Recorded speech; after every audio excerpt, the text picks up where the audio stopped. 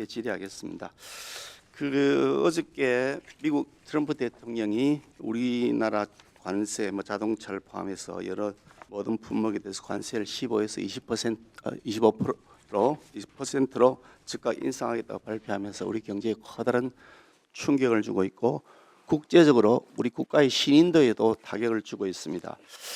EU라든지 또 일본, 대만 이런 형태로 그동안 관세와 관련해서 미국과 협약을 맺었던 나라들 중에 대한민국이 지금 이런 사례는 유일한 거죠. 지금 그렇죠.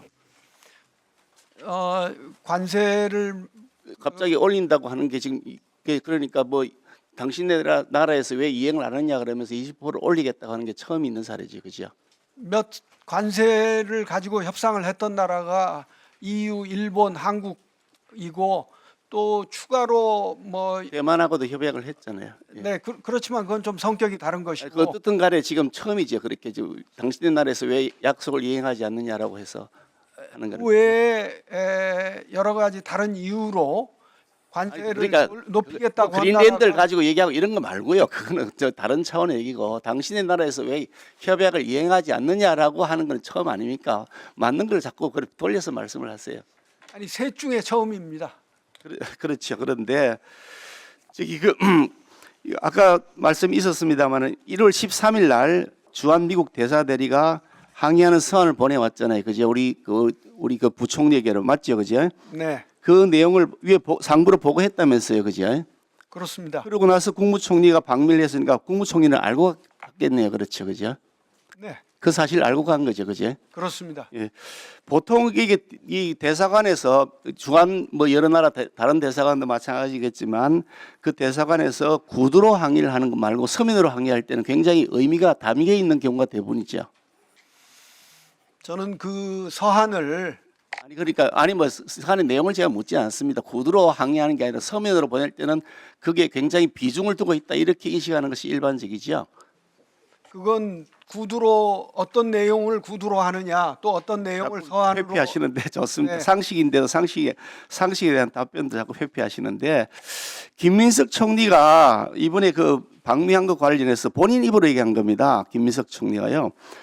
저희가 한미 관세 협상 이후에 조인트 팩트 시트 등 타결된 내용을 실제로 이행하는 데 좀 지연된 것들이 있어서 그것들을 챙겨야 했다. 이것이 방미의 목적이라고 얘기를 했고요.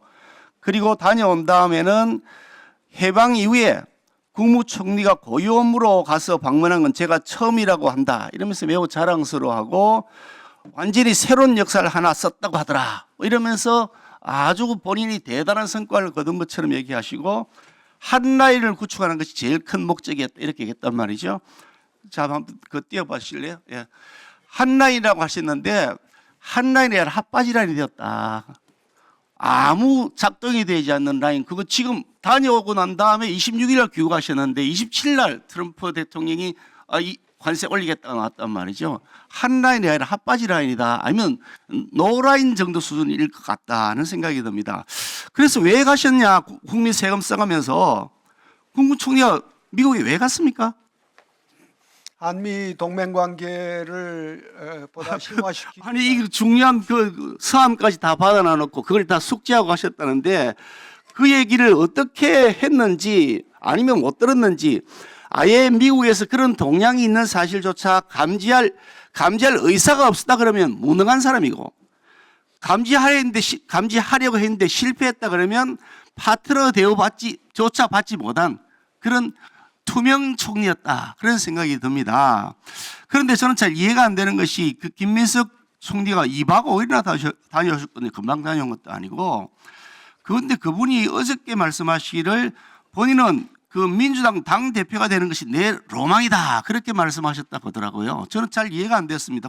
현직 국무총리가 특정 정당의 대표가 되는 것이 로망이다. 이렇게 공개적으로 발언해도 되는 것인지 그게 정치적 중립에 과연 위반되지 않는 것인지 저는 매우 의문스럽습니다. 그런데 김문석 총리의 여러 가지 행태들을 보면 미국 다녀온 것을 가지고서 그렇게 한라인 구축했다 매우 자랑스럽다 내가 처음으로 간 일이 하면서 이렇게 얘기를 하는데 목적은 지금 당대표가 되는 로망을 꿈꾸고 있는 것이 있다. 그러니까 총리란 자리가 당대표가 되기 위한 명함용어이 아닐까.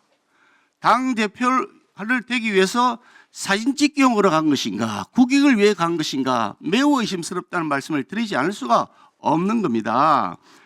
자, 한번 보시죠. 비준동의안 왜 국회에 제출하지 않습니까, 장관님? 무엇에 관한 비준동? 아니 그 MOU 맺었잖아요. 협약 맺었잖아요. 무려 500조 원이 넘는 돈 3,500억 달러를 우리가 투자를 해야 되는 상황이잖아요. 그죠? 그리고 그 이익 배분에 대해서도 나중에는 미국이 90을 가져가겠다는 거, 우리는 10 가져가겠다는 거잖아요.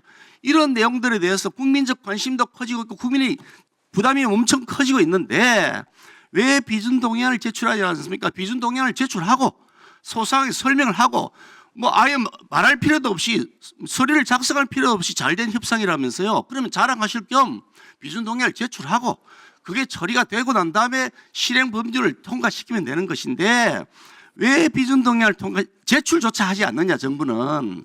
아예 제출할 의사조차 없는 이유가 뭐냐는 것이 제가 가지고 있는 의문입니다. 그런데 설명이 납득이 안 되는 거예요. 아니 실제로 그 제출한 법률을 보니까 거기에 내용되어 있는 걸 전부 다 투자한다고 법률이 되어 있더라고요. 그러면 왜 그걸 제출하지 않습니까? 우리 당이 소수당에 지금 막을 수 있는 방법도 없고 우리가 막을 생각도 없고 적절한 수준이고 국민들이 공감하는 것이면 당연히 저희들이 찬성하고 적극적으로 지지를 하죠. 민주당에서는 지금 뭐 온갖 법을 다 통과시키고 온갖 특검법 통과시키고 야당 탄압법 다 통과시키는데 우리가 못 막고 있는 거 아닙니까? 그런데 왜 이걸 막겠느냐고 우리가요. 그러니까 지금도 정상적인 절차를 통해서 비준동의안을 제출하시고 그 다음에 필요한 법률들 빨리빨리 하자고요. 어떻습니까, 장관 생각이? 제가 정말 그 저의 능력의 한계를 절감하게 됐습니다. 왜냐하면 지난번 우리 상임위원회에서 제가 이것은 법적 구속력이 없는 양해각서로서 MOU는 필요가 없다는 것을 아주 소상히 그리고 제 딴에는 논리적으로 합리적으로 설명을 드려서 제가 의원님들을 어떻게 보면은 다 설득했다고 생각했는데 다시 처음부터 이 말씀을 하시니까 그냥 좌절감을 느낄 수밖에 없습니다.